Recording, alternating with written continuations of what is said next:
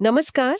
आज हम पश्चिम अफ्रीका के एक ऐसे देश की परतों को खोलने जा रहे हैं जो अक्सर अपनी स्थिरता और सांस्कृतिक जीवंतता के लिए जाना जाता है।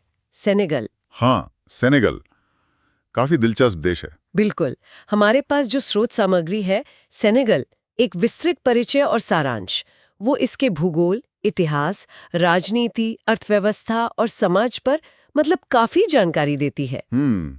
हमारा मकसद है इस जानकारी के सार को समझना और ये देखना कि भाई सतह के नीचे आखिर चल क्या रहा है। सही बात है। अक्सर जो दिखता है पूरी कहानी वो नहीं होती। हाँ, और शुरू करने के लिए एक दिलचस्प बात यह है कि जहाँ कई पड़ोसी देश अस्थिरता से जूझते रहे, सेनेगल ने काफी हद तक एक स्थिर लोकतांत्रिक राह बनाए रखी है। ये वाकई काबिले तारीफ है उस क्षेत्र में। और साथ ही इसकी संस्कृति वो अफ्रीकी, इस्लामी और फ्रांसीसी धागों से बुनी एक अनोखी चादर जैसी है ना? बिल्कुल एक अनूठा मिश्रण। तो चलिए सीधे मुद्दे पर आते हैं और देखते हैं कि ये देश आखिर है क्या। सबसे पहले इसकी ज़मीनी हकीकत मतलब भूगोल पर बात करते हैं।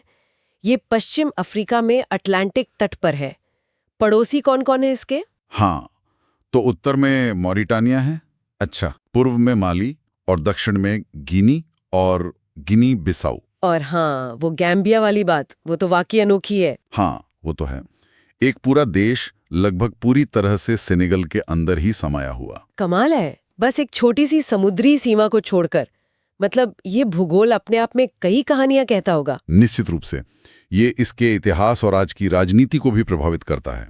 राजधानी डकार है। जी। ये सिर्फ नाम नहीं बल्कि एक धड़कता हुआ शहर लगता है, पश्चिम अफ्रीका का एक अहम बंदरगाह और जैसा कि हमने सुना एक सांस्कृतिक केंद्र भी। हाँ, डकार की अहमियत बहुत ज्यादा है। आबादी करीब 1,70,00,000। जी। आधिकारिक भाषा फ्रेंच है, पर सुनने में आया है कि वोलोफ, सेरेर, पुलार जैसी स्थानीय भाषाएं असल जिंदगी में ज्यादा मायने रखती हैं। क्या ये सच है? हाँ, ये बिल्कुल सही है। इस पर थोड़ी और बात करेंगे। अच्छा। और हाँ, मुद्रा है West African CFA franc, XOF। तो ये बुनियादी बातें अपनी जगह अहम है, लेकिन इनके मायने गहरे हैं। जैसे डकार को आप सिर्फ सेनेगल की राजधानी समझें तो वो अधूरा होगा। अच्छा, कैसे? देखिए, ये पूरे फ्रैंकोफोन पश्चिम अफ्रीका के लिए एक तरह का गेटवे है, आर्थिक भी, कूटनीतिक भी और सांस्कृतिक रूप से भी। कई अंतर्राष्ट्रीय संगठन हैं, कंपनियां हैं जो इसे अपना क्षेत्रीय मुख्यालय बनाती हैं। इससे इसकी अहमियत पता चलती है। सही बात है। और भाषाओं का जो जिक्र आपने किया वो एकदम सटीक है। फ्रेंच भले ही प्रशासन और उच्च शिक्षा की भाषा हो, लेकिन सेनेगल की आत्मा, उसकी रोजमर्रा की जिंदगी, वो तो वोलोफ और दूसरी राष्ट्रीय भाषाओं में धड़कती है। मतलब असल संवाद उन्हीं में होता है। बिल्कुल, ये दिखाता है कि कैसे यहाँ औपनिवेशिक विरासत और स्थानीय पहचान साथ साथ चलती हैं, कभी कभी तनाव के साथ तो कभी समन्वय में। ये दिलचस्प नुक्ता है कि भाषाएं सिर्फ संवाद का जरिया नहीं, बल्कि पहचान और इतिहास की परतें भी खोलती हैं। अच्छा, अब इतिहास और राजनीति की तरफ चलते हैं। स्रोत बताता है कि ये पूर्व फ्रांसीसी उपनिवेश था जिसे 1960 में आज़ादी मिली। हाँ, कई अफ्रीकी देशों की तरह। हाँ, लेकिन सेनेगल में अलग क्या था? खासकर इसके पहले राष्ट्रपति लियोपोल्ड सेंगर का जिक्र आता है।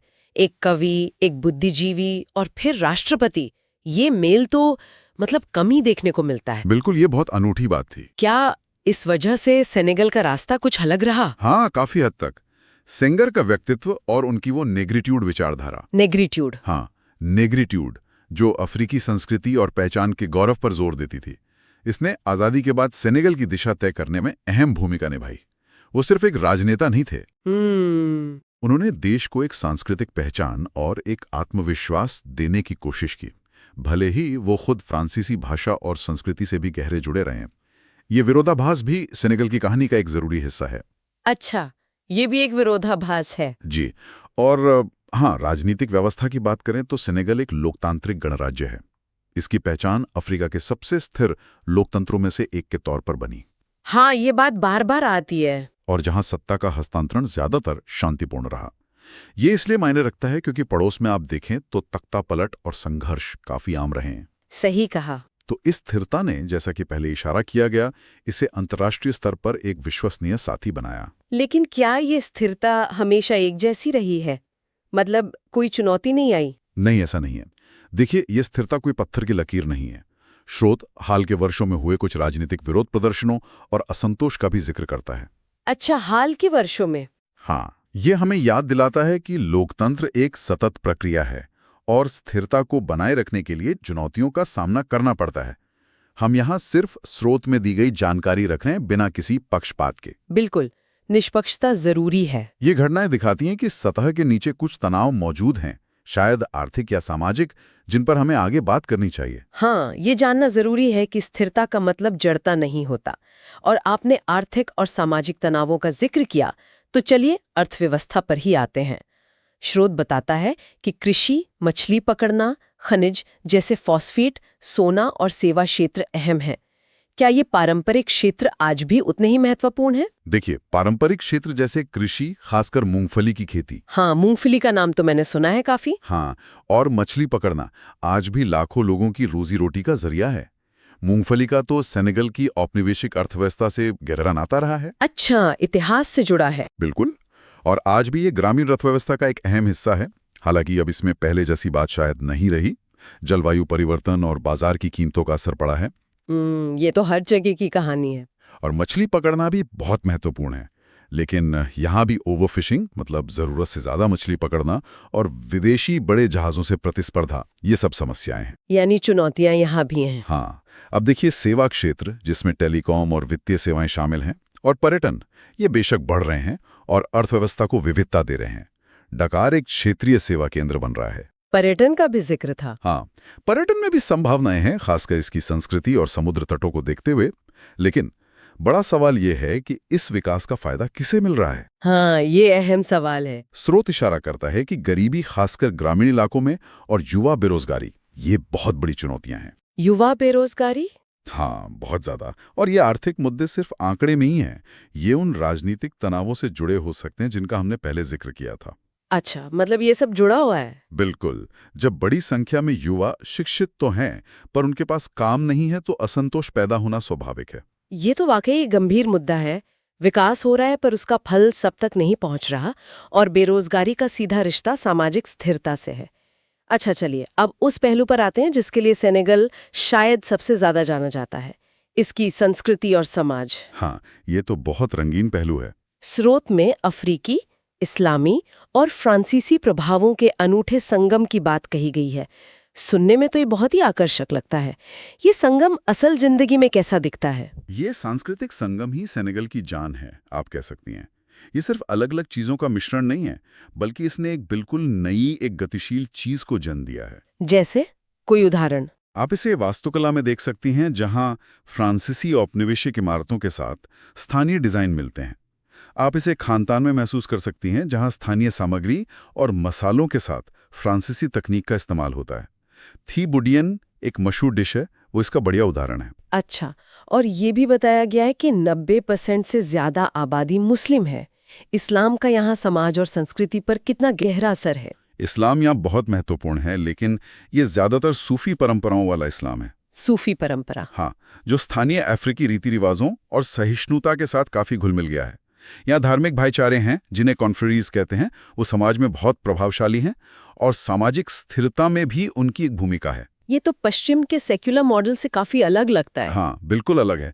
यहाँ धर्म और समाज गहरे जुड़े हुए हैं। और हाँ, कला संगीत का जिक्र है, खासकर म्बालक्स शैली, नृत्य और साहित्य की भी बात है। क्या ये सिर्फ कला प्रदर्शन है या इनका समाज से कोई गहरा रिश्ता है? सेंगर की कवि वाली पहचान को याद करें तो साहित्य का महत्व तो समझ आता है। इनका बहुत गहरा रिश्ता है। म्बालास्कोले, ये सिर्फ संगीत नहीं, ये एक सामाजिक घटना है। सामाजिक घटना? हाँ, इसके सुपरस्टार्स जैसे यूसु एंडोर, हाँ, उनका नाम तो सुना है। वो राष्ट्रीय नायक की तरह है। ये संगीत पारंपरिक सबार ड्रमों की जटिल लय को आधुनिक पॉप, जैज, लैटिन संगीत के साथ मिलाता है। मतलब ये उस सांस्कृतिक संगम का एकदम सटीक संगीतमय प्रतिबिंब है। वाह, सुनने में ही कितना दिलचस्प लग रहा है। और साहित्य की परंपरा भी काफी मजबूत है, जो सेंगर से शुरू होकर आज भी जारी है। और ये अक्सर सेनेगल की पहचान, इतिहास और चुनौतियों पर मंथन करता है। तो ये कलाएं सिर्फ मनोरंजन नहीं, बल्कि समाज का आईना है और संवाद का जरिया भी। बिल्कुल। मैलेक्स का ये वर्णन सुनकर तो लगता है कि ये वाकई सेनेगल की धड़कन है और ये जानना भी दिलचस्प है कि कैसे धर्म और स्थानीय परंपराएं मिलकर एक अलग तरह का सामाजिक ताना बाना बुनते हैं। अब जरा पर्यटन और विरासत स्थलों की बात कर लें।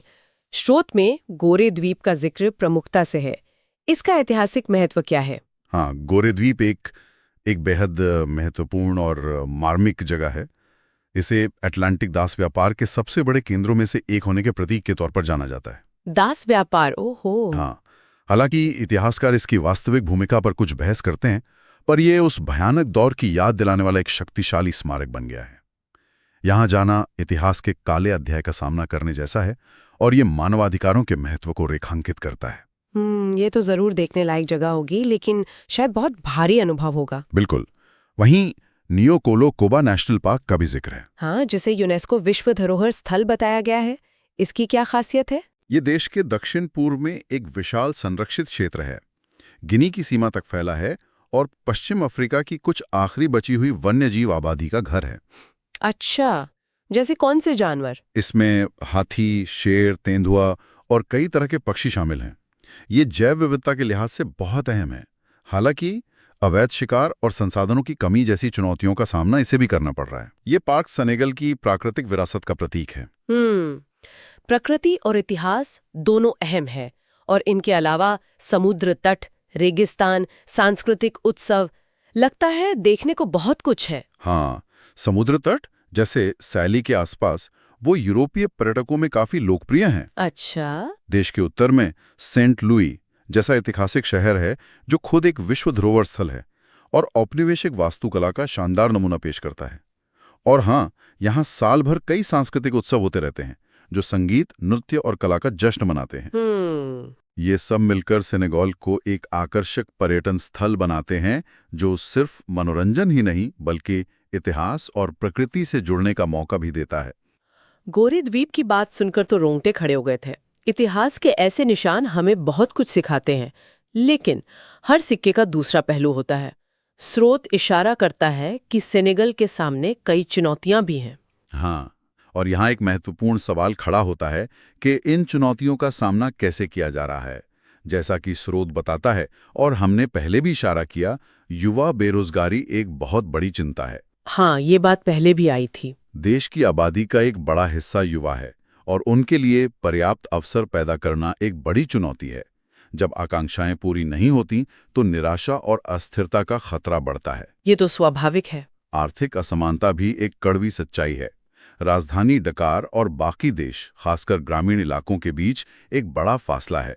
विकास का लाभ समान रूप से नहीं बंट रहा है। शहरी ग्रामीण विभाजन। जी, शिक्षा और स्वास्थ्य सेवाओं की गुणवत्ता और पहुंच भी खासकर गरीब तबकों के लिए सीमित है। ये बुनियादी चीजें मानव विकास के लिए जरूरी हैं और इनमें कमी भविष्य की तरक्की में बाधा डाल सकती है। यानी बुनियादी सुविधाओं का अभाव भी है कुछ हद तक, हाँ। और जैसा हमने पहले जिक्र किया, हाल की राजनीतिक अशांति ने उस स्थिरता वाली छवि पर सवाल खड़े किए हैं। हाँ। ये दिखाता है कि लोकतांत्रिक संस्थाएं कितनी भी मजबूत क्यों ना हो, अगर लोगों की बुनियादी जरूरतें और आकांक्षाएं पूरी नहीं हो रही तो तनाव पैदा हो सकता है। ये सारी चुनौतियां आपस में जुड़ी हुई हैं। आर्थिक तंगी, सामाजिक सेवाओं की कमी और राजनीतिक असंतोष ये एक दुष्चक्र बना सकते हैं। तो कुल मिलाकर तस्वीर ये बनती है कि सेनेगल एक दिलचस्प विरोधाभास पेश करता है ना।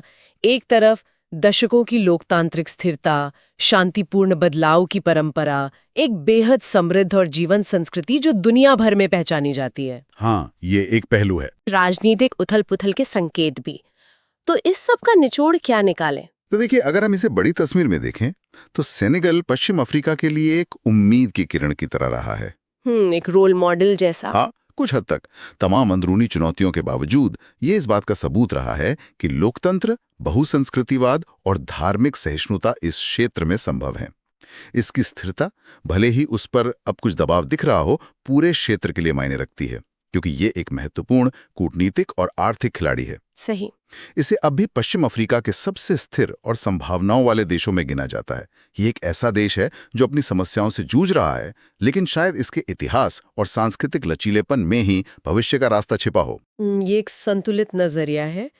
तो ये थी हमारी सेनेगल की आज की पड़ताल। हमने इसके भूगोल की अनोखी बनावट देखी, इतिहास के अहम मोड़ समझे, राजनीतिक स्थिरता और हालिया तनावों पर बात की, अर्थव्यवस्था की संभावनाओं और चुनौतियों को जाना और इसकी अनूठी रंगीन संस्कृति की एक झलक पाई। ये साफ है कि सेनेगल एक जटिल और बहुस्तरीय देश है। बिल्कुल। और जाते जाते एक सवाल सोचने के लिए छोड़ जाते हैं जो सीधे स्रोत से ही निकलता है। सेनेगाल ने अपनी स्थिरता का इतना लंबा इतिहास आखिर कैसे बनाए रखा? और क्या हाल की राजनीतिक अशांति सिर्फ एक अस्थायी दौर है या किसी गहरे बदलाव का संकेत? सोचने वाली बात है। खासकर तब जब आर्थिक दबाव बढ़ रहे हैं और एक बड़ी महत्वाकांक्षी युवा पीढ़ी बदलाव की मांग कर रही है। सेनेगाल का ये अनूठा लोकतांत्रिक और सामाजिक मॉडल भविष्य की इन चुनौतियों का सामना कैसे करेगा, ये देखना आने वाले समय में बहुत अहम होगा। वाकई एक जरूरी सवाल। इसी के साथ सेनेगल पर हमारी ये गहन चर्चा यहीं समाप्त होती है।